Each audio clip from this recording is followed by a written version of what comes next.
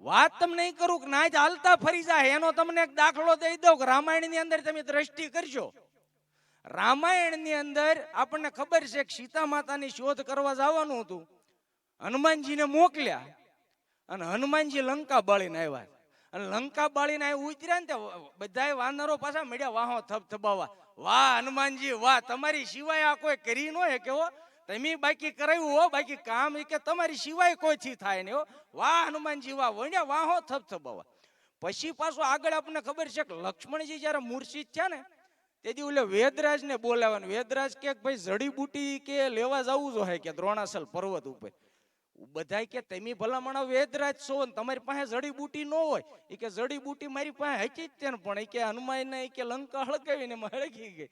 એની નાચ કે આને કે કોને ના કે ડાયા કર્યા હતા લંકા હળગાવ. નાચ હાલતા ફરી જાય હેલા હો. એટલે તમે